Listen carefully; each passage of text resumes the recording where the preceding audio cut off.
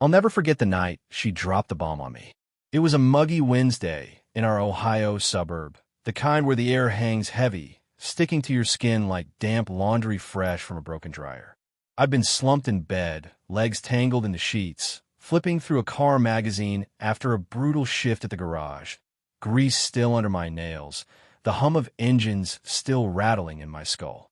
Emily was downstairs, her voice drifting up through the floorboards as she hummed some tune I couldn't place, maybe one of those jingles from his old campaign ads. She slipped into bed beside me, her warmth pressing against my side, her hair brushing my arm, a familiar closeness that felt safe until it didn't. Her voice dipped low, almost trembling, slicing through the quiet. "Mike, can you talk like him?" I froze mid-page, the glossy photo of a '67 Mustang blurring as I propped myself on my elbows, staring at her flushed cheeks glowing in the soft lamplight. Him? That gray-haired loudmouth she'd been worshipping on TV for months? The one whose rallies turned our quiet evenings into a blaring circus of shouting and applause? I laughed, a sharp bark of disbelief, figuring it was a prank. "What? You wanted to rant about walls or rigged deals?" I said, half grinning. But her eyes didn't flicker with humor. They widened, hungry, almost desperate, like I'd stumbled onto a secret she'd buried deep. "Come on," she pressed, her hand resting on my chest. "You know who I mean. Just try it." My stomach knotted tight, a cold twist I couldn't shake. This wasn't a joke. I should have shut it down, told her to cut the nonsense and go to sleep, but curiosity, or maybe exhaustion from a 12-hour shift, won out. "Fine," I grumbled, dredging up his overblown swagger, the kind I'd heard booming through our living room too many times. "We're gonna make this great, folks, the best, believe me." Her breath hitched, hands clutching the sheets, a grin splitting her face like I'd handed her a winning lottery ticket. I fumbled through it, my voice clumsy and rushed, the words tasting sour as I tried to match his bombast. It felt wrong, every syllable, but she didn't care. She leaned closer, her excitement palpable, urging me on like I was auditioning for something.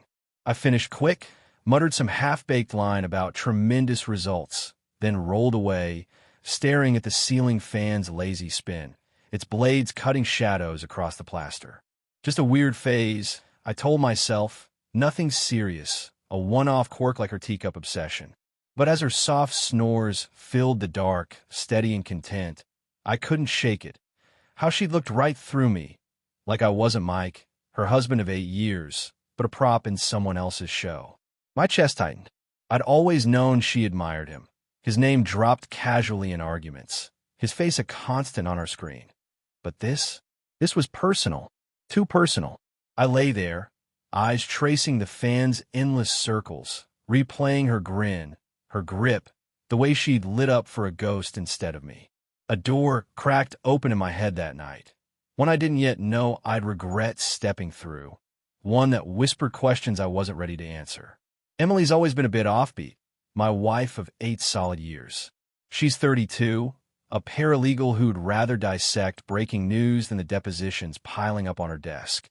I'm 34, a mechanic who spends weekends tinkering with old cameras, coaxing life from scratch lenses.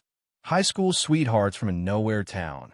Population barely cracking 4 digits. We'd built a life that felt steady, predictable, like the hum of my shop's lift. Her quirks never fazed me. Teacups crowding the kitchen shelves, reality shows blaring from noon to midnight, her laughter echoing over canned applause. But this was different, a shift I couldn't ignore. She'd been hooked on that guy forever, the one with gray hair that used to be, well, a louder shade back when he first stormed onto the national stage, all brash voice and wild gestures. I'd walk in after a shift, boots heavy on the hardwood, and find her sprawled on the couch, TV screaming his speeches while she nodded along like he was her personal oracle. "He's just real," she'd say when I groaned and lunged for the remote, my thumb itching to mute the noise. Fine. Millions loved him, swallowed his every word like gospel. Why not her? But then it got strange, creeping past fandom into something I couldn't name. Campaign hats started piling up in our closet. Red, faded, stacked waist-high like trophies from a battle I hadn't enlisted in. Collectibles, She'd mumble, dodging my smirk as I leaned against the doorframe, arms crossed. What, opening a gift shop? I'd tease, expecting her usual eye roll. Her laugh was thin, brittle, never reaching her eyes, dying in the air between us. Then came that role-play night, the one that flipped everything. I kept replaying it, her glee when I mimicked his bluster, how she clung to every word like it wasn't me she was hearing, like I'd morphed into him right there in our bed. It wasn't quirky anymore. It was unsettling. Therefore, I started watching her closer, caught the late-night scrolling, her phone tilted just out of view as she tapped away, work calls at midnight when her office had been dark for hours. I'd ignored it too long, told myself I was overthinking, that her fandom was harmless. She'd always been passionate, debating politics over dinner, her voice rising with every point, but this felt different, obsessive. I'd catch her muttering his name under her breath, a slip she didn't even notice, while I sat silent at the table.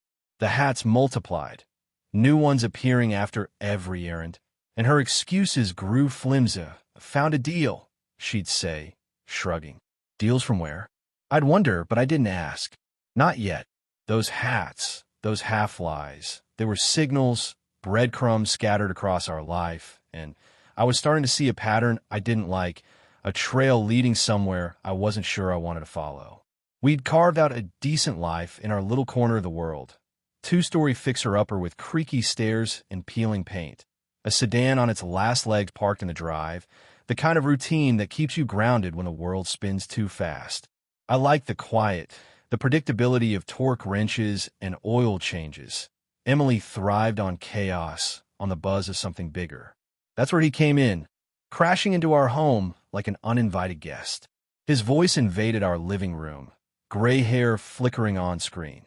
Once a fiery shade, now dulled by time, as she scribbled notes, actual notes, during his endless rants. Pens scratched paper, her focus razor-sharp, like she was prepping for a test only she understood. He gets it, she'd say, eyes bright with a zeal I didn't recognize, like she'd tapped into some hidden truth I was too dumb to see. I'd shrug, her obsession, not my fight, and head to the garage, letting the clang of tools drown him out. But then the trip started, subtle at first, then impossible to miss. Visiting Mom, she'd call out, tossing a duffel in the car with a smile too tight, too rehearsed. Her mom's nursing home was 2 hours west. I'd driven her there myself plenty of times, sat through awkward visits over stale coffee. So why'd her GPS sync to my phone from shared app, show 6 hours east, deep in rally territory where his banners waved? My jaw tightened as I stared at the blinking dot one night, her car parked in some nowhere town. Mom move, or something? I asked when she got back, keeping my tone light, casual, stirring sugar into my coffee. She snapped, "Why are you tracking me?" All venom. No explanation. Her voice cutting through the kitchen like a blade. I wasn't, yet, but the accusation stung, flipped the script like I was the one hiding something. Then the hats multiplied, a creeping invasion. She'd roll in with new ones, grinning about great deals like it was normal to hoard faded red caps. What? He's selling them door to door now. I quipped, leaning on the counter, watching her over my mug. She went silent, lips pressed thin, eyes darting to the floor, the wall, anywhere but me. Too quiet, too cagey.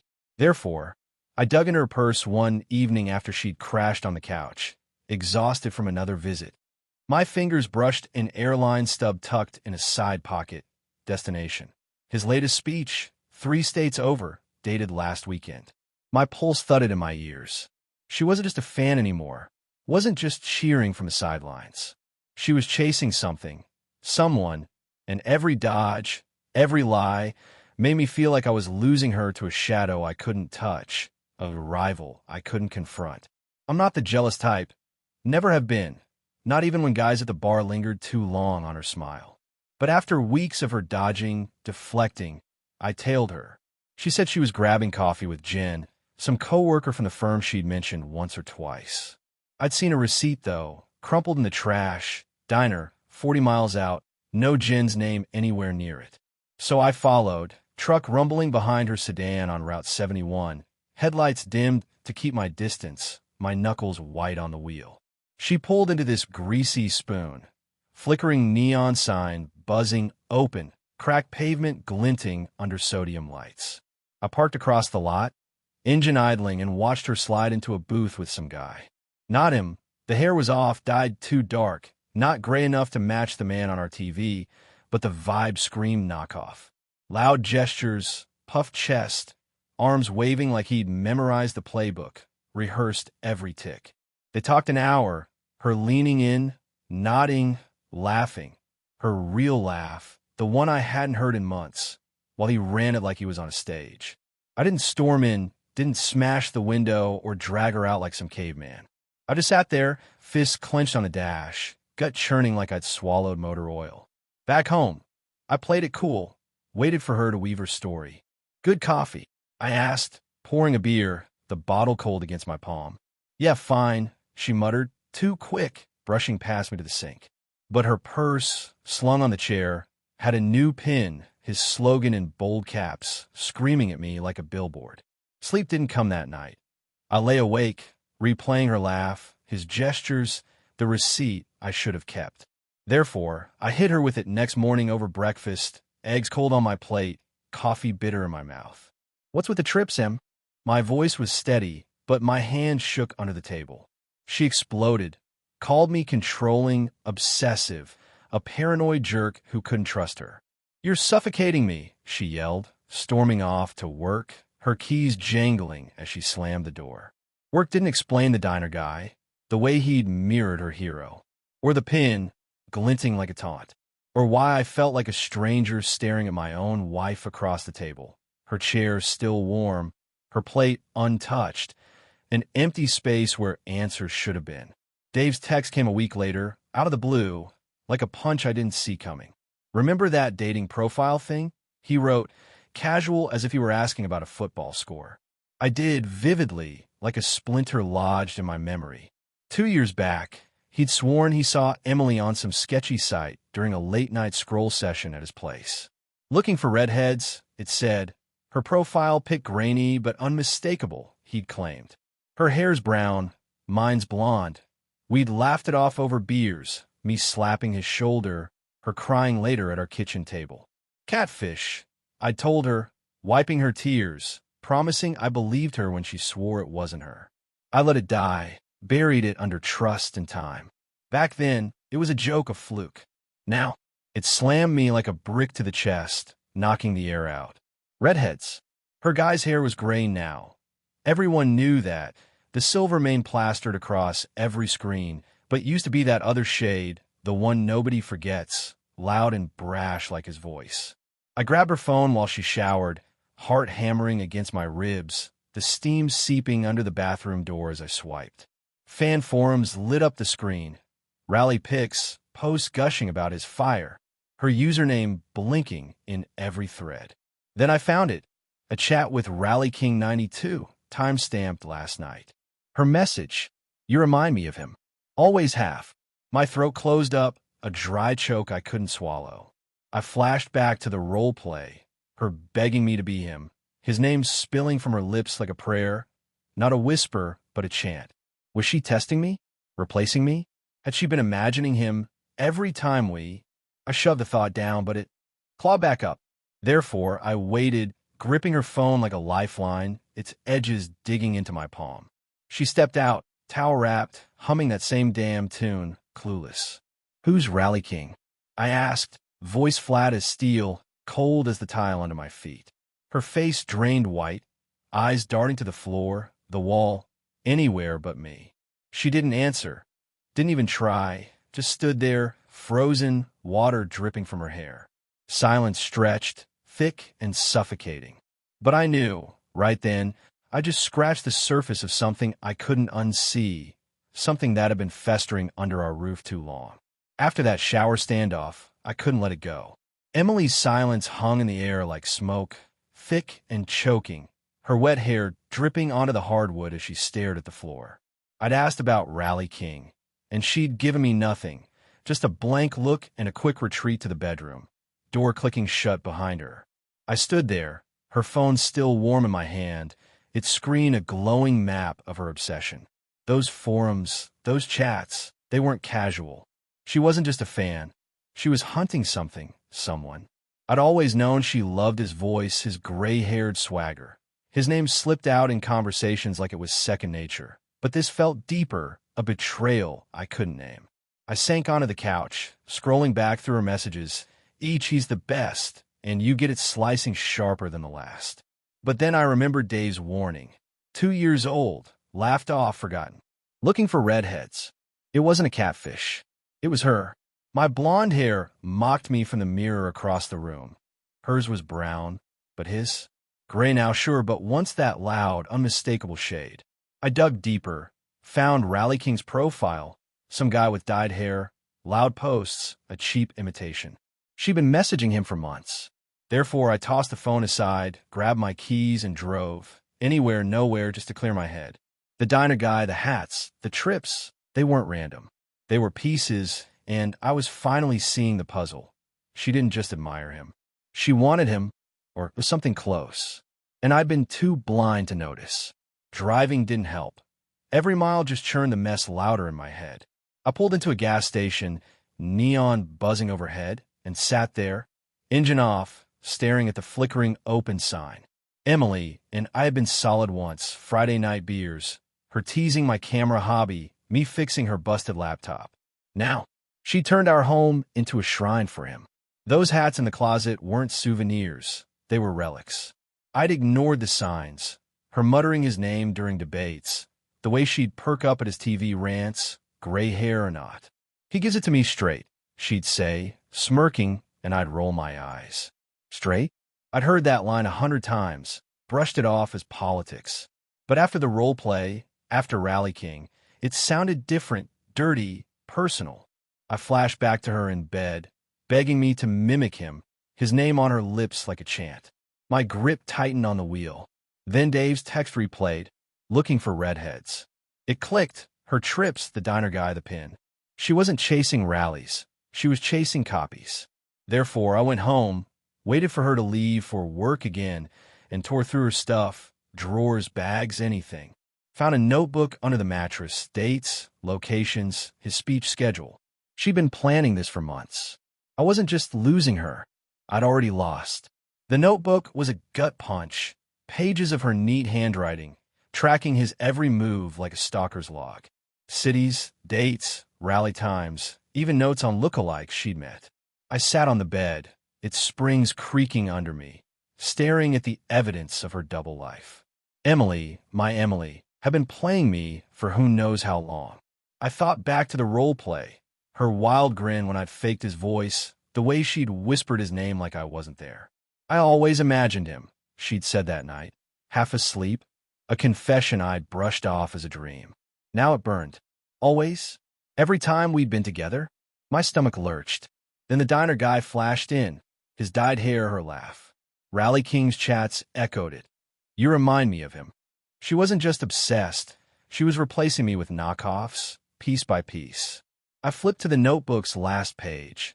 Her latest trip, circled, redhead spotted. My blonde hair felt like a joke. Therefore, I confronted her when she got home, notebook in hand. What is this, Em? She froze in the doorway, coat half off, eyes darting to the book. It's nothing, she lied, voice flat. Nothing, I snapped, tossing on the table. You're chasing redheads, Em. She smirked, actually smirked, and said, You're delusional. But her smirk cracked when I mentioned Rally King. She stormed out, leaving me with the truth. She'd been hers, not mine, for longer than I'd known. Her storming out lit the fuse. I was done. I'd spent weeks piecing it together. Hats, trips, Rally King, and now the notebook sealed it. Emily wasn't just a fan. She was gone, lost to a fantasy I couldn't compete with. I called her the next day, voice steady despite the ache. Pack your stuff. We're through. She didn't fight it, just showed up with a suitcase, face blank, and started grabbing clothes. 8 years, and she moved like a tenant late on rent. I kept the house. She took the sedan and half our savings. Divorce papers filed fast. No lawyers, just a notary and bitter silence. She tried playing victim to our friends. Mike's paranoid. but Dave backed me up, told them about the profile. They didn't buy her act. But then I saw her car outside a bar a week later, that pin still on her bag. She wasn't stopping. Therefore, I kicked into gear, dug online, found her still active on those forums, gushing about him, flirting with Rally King. Her life hadn't paused. Mine had imploded. I sat in our empty living room, her teacups still on the shelf, and realized she'd never cared. She'd built a world around him, gray hair, red past, whatever, and I'd been a placeholder. I wasn't just angry, I was hollow. But that hollow started filling with something else, a plan. The divorce left me rattled but awake. Emily was gone, the house too quiet without her humming or his voice blaring. I kept busy at the garage, but nights were rough. Her teacups stared at me from the shelf, a reminder of what I'd missed. She'd taken the sedan, half our cash, and her hats, leaving me with a mortgage and a bruised ego. Friends checked in, but I waved them off, didn't need pity. Then I saw her post online, same forums, same obsession, bragging about meeting someone new. Rally King again, or another clone. I couldn't tell, but it stung. She'd move on like I'd never existed. But then I remember my old camera gig, years tweaking lenses, editing shots, even some darkroom tricks. I'd always been good with illusions. Therefore, I started plotting, something sharp, something she'd never see coming. I dug into her forums, tracked her posts. Need a real redhead, she wrote, still chasing that ghost. An idea sparked. Use her obsession against her. I set up a fake profile, Red Rally fan, tweaking an old photo to fit, dyed hair, loud vibe, his style. I messaged her, casual, dropping his catchphrases. She bit fast, typing back, "You sound like him." I smirked at the screen. She had no idea what was coming, but I did. I turned her fantasy into a trap. Emily's bite on my fake profile was the spark I needed. Her obsession was my weapon now. I'd spent a week after the divorce wallowing, the house too quiet, her teacups gathering dust on the shelf like relics of a life I didn't recognize. I'm no tech genius, but my old photography gig, hours tweaking shots, mastering edits, gave me an edge. Back in the day, I'd turned blurry Polaroids into crisp prints, even sold a few at local fairs. Now, I'd use it to twist her world. Red Rally fan was born in a late-night haze. Me hunched over my laptop, garage grime still on my hands. Crafting a persona she couldn't resist. I dug up an old headshot, tweaked it in Photoshop, dyed the hair a loud, brassy shade, not quite gray but close enough to his old look, added a cocky grin, and layered in some rally background noise. The bio was easy. Loyal fan, big talker, making things great. Her forums buzzed with her posts. Need a real redhead, and I knew she'd bite. I messaged her, casual but loaded. Heard you like the best. Nobody does it better than me, believe me. Her reply pinged back in minutes. You sound like him. Tell me more. My smirk grew. She had no clue. Therefore, I leaned in, fed her lines straight from his playbook, rants about winning and tremendous energy. She ate it up, typing fast. You've got his fire. I kept it vague, teasing, letting her fill the gaps with her fantasy.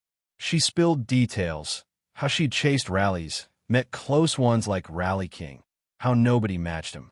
I nodded at the screen, sipping lukewarm coffee, my plans sharpening. This wasn't just revenge, it was art. I'd spent years fixing cars, but this was crafting a breakdown she'd never see coming. Her obsession had gutted me. Hats, trips, that notebook, but now it was my turn. I'd hook her deep, then flip the script. The house creaked around me, empty but alive with purpose.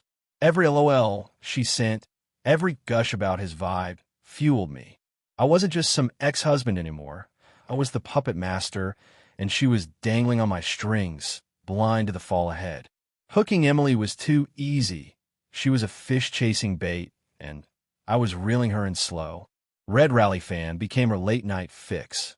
I'd catch her replies at 2 a.m., my laptop glowing in the dark while the garage sat silent below. She'd ramble about his speeches, gray hair or not. He was her god, and I'd echo his style. Nobody respects the fans more than me. Tremendous people. She'd gush back. You're so him, it's unreal. Unreal was right. She had no idea I was the guy she'd left, now pulling levers behind the curtain. My photography skills kicked into overdrive. I mocked up pics, blurry rally shots with me in the crowd, hair loud and fake, his slogan scrawled on signs. She begged for more, so I sent voice clips. Me in the basement, muffling my real tone, barking his catchphrases into a cheap mic. "We're winning big, folks." Her response, "I could listen to you all day." I smirked, leaning back in my chair, the hum of the fridge upstairs my only company. But then she got personal, started spilling secrets. "I met guys who try, but you're different," she typed. "Rally King was close, but you're him." My gut twisted. Rally King, the diner guy, all her redheads.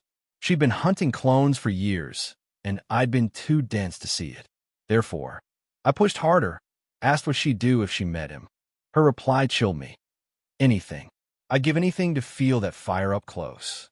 Anything? I stared at the screen, coffee cold in my mug. She'd already given our marriage. 8 years, torch for a ghost. I flashed back to her notebook. Dates, lookalikes, her scrawl circling redhead spotted. My blonde hair mocked me from a faded photo on the wall. This wasn't just fandom, it was a sickness. I leaned forward, typing, "You're loyal. I'd reward that." She fired back, "Name it." I paused, fingers hovering. The trap was set, but I needed more. Something undeniable, something she couldn't squirm out of. I'd turn her devotion into a noose, and she'd tie it herself. The house felt smaller, walls pressing in, but my resolve hardened. This was bigger than hurt now. It was justice. Emily's name it was my green light. I had her hooked, and now I'd reel her into the deep end. I'd spent days building Red Rally fan into her dream. Voice clips, fake pics, his bluster dripping from every word. She'd taken the bait so fast, I almost pitted her. Almost. I sat in the garage, tools scattered from a half-finished oil change, laptop balanced on a crate, crafting the next move. Loyalty deserves the best. I typed a message straight from the top. She replied, "You mean him?" I grinned, let her think what she wanted, and said, "Something special, just for you." I recorded it that night, basement dim, mic crackling, me pacing as I channeled his bombast. "Emily, you're tremendous, the best fan. Nobody's more loyal. Believe me, we're winning because of you." I layered in crowd noise, tweaked the pitch to mask my voice, and sent it. Her response exploded. "Oh my gosh, it's like he's here. You're amazing." She bragged about it on the forums, got a shout out from the top. And I watch her posts rack up likes, her ego inflating. But then I pushed further, asked her to prove her loyalty in our chats. "Tell me something real," I wrote, "something only a true fan would share." She hesitated, then spilled, "I've followed him everywhere, ditched work, lied to my ex, just to feel close." My ex me. My jaw clenched. She didn't even flinch typing it. Therefore, I kept digging, got her to send pics, old rally selfies with guys who almost matched, her gushing about their hair, their vibe. I saved it all, screenshots, audio, her words piling up like ammo. She thought she was confessing to him, but it was me, building a cage. Her forum friends ate up her shout-out, begging for details. She preened, oblivious. I leaned back, the garage's oil stench sharp on my nose, and smiled. She'd handed me everything. Her lies, her chase, her sickness, and I'd make it her undoing. The trap was tight now. One more pull, and she'd snap. The cage was set. Emily's confession stacked high. Her voice clips and pics a gold mine I'd mined with cold precision. I'd spent nights in the garage, laptop humming, piecing it together. Her forum posts, her chats with Red Rally fan, her bragging about that fake shout-out. She thought she'd found her hero's echo. She didn't know it was me, the ex she'd tossed aside, turning her game inside out. My photography tricks paid off. I doctored her rally selfies, tweaking the redheads she'd chased into exaggerated clowns. Hair too bright, grins too wide. Then leaked them to the forums under a throwaway account. "Look at her VIPs," I captioned, subtle enough to dodge suspicion. Her fans pounced. Some laughed, others questioned. "These guys serious?" "She's obsessed." She fired back, defensive. "They're real, you don't get it." But doubt crept in. I saw it in her replies, shorter, sharper. Then I dropped the big one. Her shout-out audio, edited just enough, sped up, pitch shifted to sound unhinged, paired with her chats about lying to my ex. I posted it anonymously. This her top fan moment? The forums erupted. Laughter, memes, she's lost it. She scrambled, typing. That's not me, it's fake. But her own words betrayed her, timestamps matching her brags. Therefore, I sat back, garage chair creaking, watching her unravel online. Dave texted, "You see this? She's a joke now." I nodded to myself. Her obsession, her redhead hunt, was a punchline. She'd humiliated me for years. Hats, trips, Rally King. And now her shrine was rubble. Friends she'd lied to during the divorce messaged me. "She's nuts. You were right." I didn't gloat. To sip my beer, the bottle sweating in my hand. Emily's world, built on him, crumbled under her own weight. My trap hadn't just caught her. It had turned her into the fool she'd made me. The screen glowed, her last post a week. You don't understand. But they did. And I did. Checkmate. Emily's collapse played out in real time, and I watched from the sidelines, beer in hand, garage shadows stretching across the concrete. Her forum meltdown was glorious, posts shrinking from defiance to desperation. "It's not me, it's edited," she typed, but the timestamps, her own voice, her redhead pics pinned her like a butterfly on a board. Her shout-out became a meme. Tremendous Emily. They dubbed her, remixing my audio into absurdity.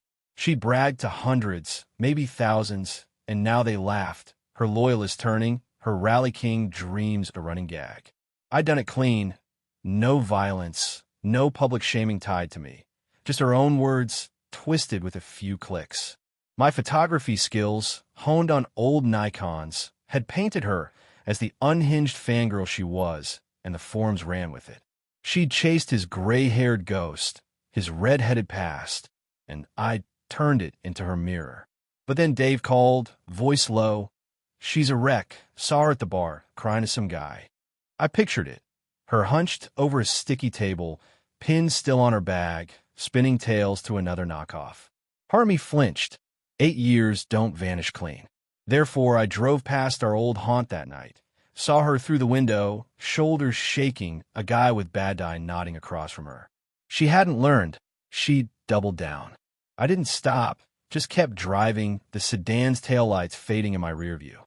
Back home, I cracked another beer, leaned on the workbench, and let the silence settle. Her teacups stayed on the shelf. I didn't need to smash them. They were hers to haunt. Online, her last post blinked. "I'll find him someday." Delusional to the end. Me? I'd won. Not with fists or screams, but with her own obsession, flipped to bury her. The hollow ache was gone, replaced by something hard, quiet. I'd built a trap, sprung it, and walked away. She'd never know it was me, but I'd know. Every time I fixed a car, framed a shot, I'd know I'd outplayed her at her own game.